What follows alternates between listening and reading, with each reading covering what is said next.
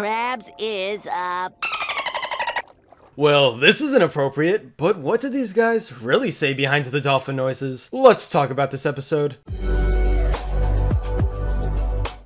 When SpongeBob is a character that exists, it's only natural for some people to get mad at him. Over the show's run, there's been a select few episodes that have received more attention than usual, and in a negative light too. That's where we arrive at Sailor Mouth, a season 2 storyline when the quality was at its absolute best. Of course, it goes down as one of the more memorable episodes for fans, and people quote it to this very day, but I'm sure parents were very disappointed. After SpongeBob takes out the trash from the Krusty Krab, he comes across a strange word on a dumpster. Patrick reveals it's a sentence enhancer, also known as just a swear word, and then they both start practicing. At the same time, Mr. Krabs is trying to teach them a lesson that there are some words you genuinely shouldn't say to people. This episode was a wild ride, but here's the thing. The characters couldn't actually say curse words. After each and every one is some kind of underwater themed noise, with most of them being a simple dolphin. Even though the words weren't directly heard by audiences, you could still put the pieces together and figure out what was being said. I think we should go over some behind the scenes. How did this episode even come about? Why did Nick accept it? And what were SpongeBob and Patrick really saying when their lines were being recorded? Well, the entire episode idea was based on reality thanks to a crew member's childhood. Creative director Derek Dryman got in trouble for dropping the F-bomb in front of his mom, which single-handedly spawned the idea for Sailor Mouth. But with the concept in place, how did they convince Nick to allow the storyline? I mean, SpongeBob's a show for kids, and you really can't teach them that swears are good. According to series creator Steven Hillenburg, he pitched the idea that SpongeBob and Patrick learn a swear word. Everyone said no, he wasn't allowed to use a bleep, so instead he went with a dolphin sound, which I guess Nick was okay with. Not everything they wanted made it into the final version though. In the season 2 DVD commentary, we learned that there was originally a scene for SpongeBob to say, "Go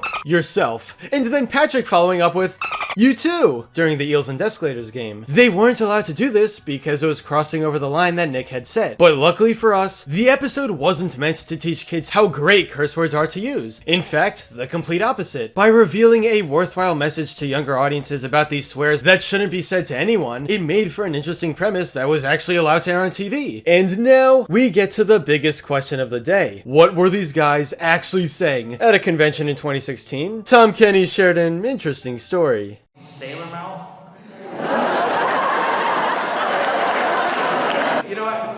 When we recorded that, that's the one where SpongeBob and Patrick learn a word that's written on the back of the wall. So we were supposed to be recording that, and, swearing without really swearing is hard, because they would just say ad-lib almost swearing. SpongeBob and Patrick ad-lib fake swearing. And then we were like, this is too hard. Could we just really, really cuss, and then you guys just bleep out later?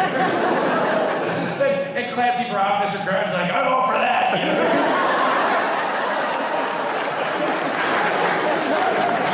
Listen to the four-eyed fellow, he makes sense. So that's what we did. So listening to Patrick and Squidward and Mr. Krabs really drop those bombs. Maybe the funniest thing in the world, and also something you will never be allowed to hear, ever.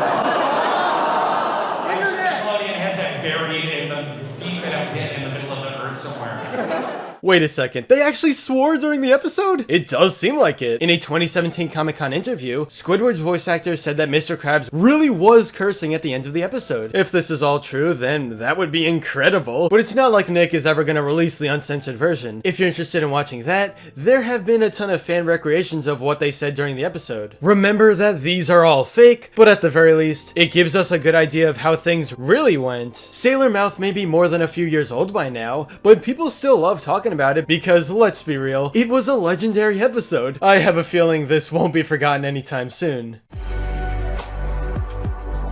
But anyway, that's all for this video. Subscribe for more awesome cartoon videos. Give a thumbs up and comment below, let me know what you think. Thanks for watching, and I'll see you guys next time.